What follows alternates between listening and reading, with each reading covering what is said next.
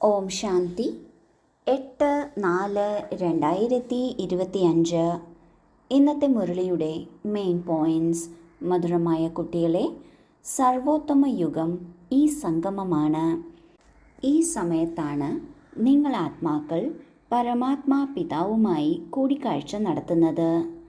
ഇതുതന്നെയാണ് യഥാർത്ഥ കുംഭമേള. ഇപ്പോഴത്തെ സമയത്തെ എന്തുകൊണ്ടാണ് സംഗമം എന്ന് പറയുന്നത്? ഇത് ആത്മാക്കളും പരമാത്മാവും തമ്മിലുള്ള സംഗമമാണ്. സത്യയുഗവും കലിയുഗവും തമ്മിലുള്ള സംഗമവുമാണ്.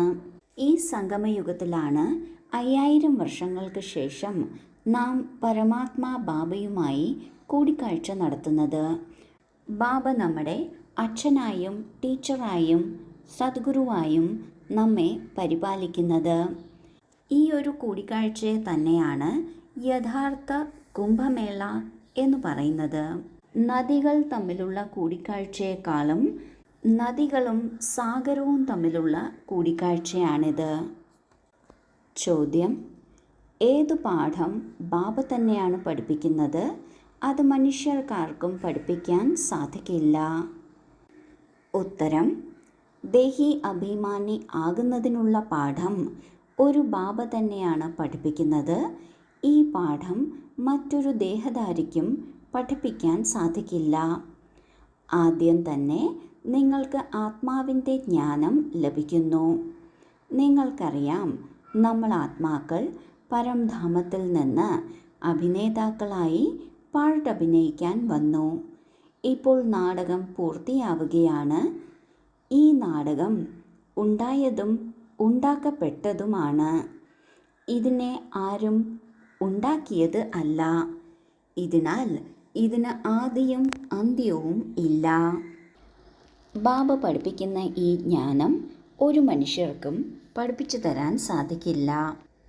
അതിൽ പ്രത്യേകിച്ചും ആത്മാക്കളുടെ യാത്രയെക്കുറിച്ചും ഈ നാടകത്തെക്കുറിച്ചും ബാബയ്ക്ക് മാത്രമേ പറഞ്ഞു തരാൻ സാധിക്കുള്ളൂ. നമ്മൾ ആത്മാക്കളെല്ലാവരും ഈ ജനന മരണ ചക്രത്തിൽ വരുന്നവരാണ്. ഈ കാരണത്താൽ നാം അടുത്ത ജന്മത്തിലെത്തുമ്പോൾ പഴയ കാര്യങ്ങൾ മറന്നു പോകുന്നു. ഈ മറവി കാരണം നാം ഒന്നും തന്നെ പഴയത് ഓർമ്മിക്കുന്നില്ല.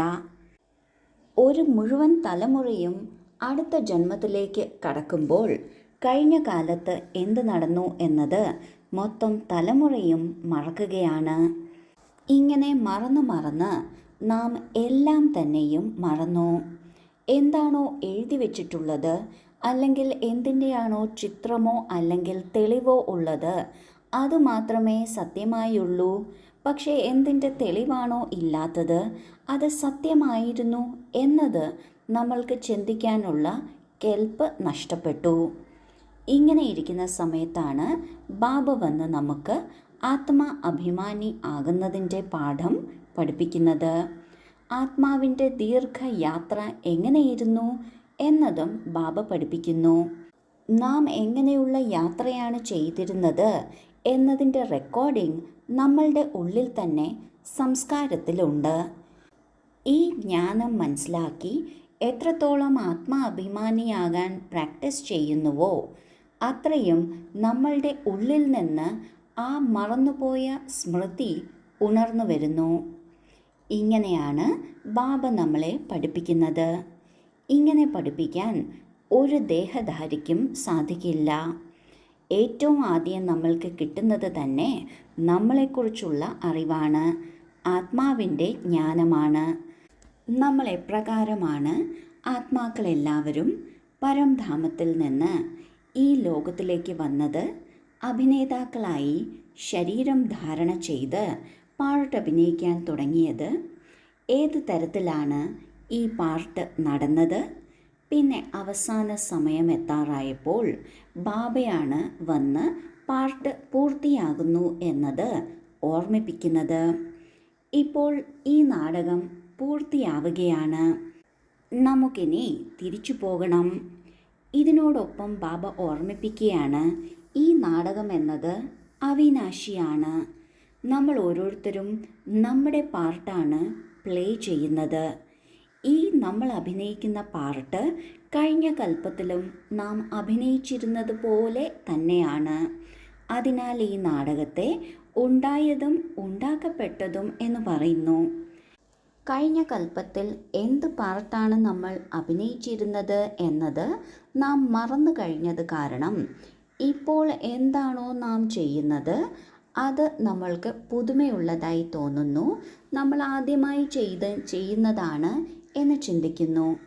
എന്നാൽ കഴിഞ്ഞ കൽപ്പത്തിൽ എന്ത് ചെയ്തിരുന്നുവോ അത് തന്നെയാണ് നാം ഈ കൽപ്പത്തിലും ചെയ്യുന്നത്. കഴിഞ്ഞ കൽപ്പത്തിലെ ഓർമ്മ ഇല്ലാത്തത് കാരണം ഇപ്പോൾ നാം എന്ത് ചെയ്യുന്നുവോ അത് നമ്മുടെ തന്നെ ചോയ്സായി തീരുന്നു. ഇപ്രകാരം ഈ നാടകത്തിന് ആദിയുമില്ല അന്ത്യവും ഇല്ല. ഗീതം ഉണരൂ സജനികളെ ഉണരൂ. ധാരണയ്ക്കുള്ള മുഖ്യസാരം: 1. പുരുഷോത്തമനാകുന്നതിന് കനിഷ്ഠമാക്കുന്ന എന്തെല്ലാം ഈവിൾ കാര്യങ്ങളുണ്ടോ അതൊന്നും കേൾക്കരുത്. ഒരു ബാബയിൽ നിന്ന് തന്നെ അവ്യഭിചാരി ജ്ഞാനം കേൾക്കണം. 2. നഷ്ടമോഹ ആകുന്നതിന് ആത്മ അഭിമാനി ആകുന്നതിനുള്ള പൂർണ്ണ പുരുഷാർത്ഥം ചെയ്യണം.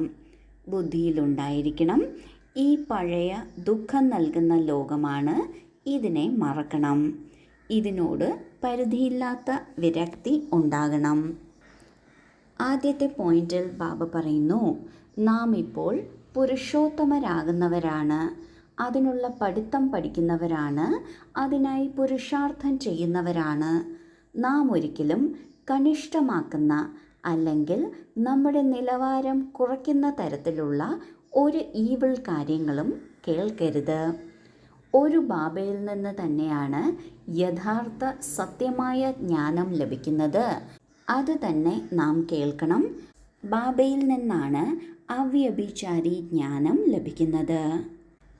2. നഷ്ടമോഹ ആകുന്നതിനും ആത്മ അഭിമാനി ആകുന്നതിനും പൂർണ്ണമായും പുരുഷാർത്ഥം ചെയ്യണം. ഇത് പഴയ ലോകമാണ്, ഇത് മറക്കേണ്ടതാണ് എന്നത് ബുദ്ധിയിലുണ്ടായിരിക്കണം. പരിധിയില്ലാത്ത വിരക്തിയും വേണം.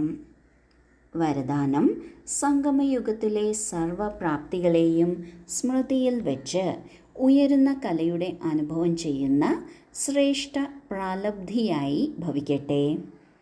പരമാത്മാ കൂടിക്കാഴ്ചയും പരമാത്മാ ജ്ഞാനത്തിൻ്റെയും പ്രത്യേകതയാണ് അവിനാശി പ്രാപ്തികൾ ഉണ്ടാകുക എന്നത്. സംഗമയുഗത്തിൽ പുരുഷാർത്ഥി ജീവിതമാണ്, സത്യയുഗത്തിലാണ് പ്രാലബ്ധം ഉള്ള ജീവിതം എന്നൊന്നുമില്ല. സംഗമയുഗത്തിൻ്റെ പ്രത്യേകതയാണ് ഒരു ചുവട് എടുക്കുകയാണെങ്കിൽ 1000 ചുവട് പ്രാലബ്ധം ലഭിക്കുന്നു.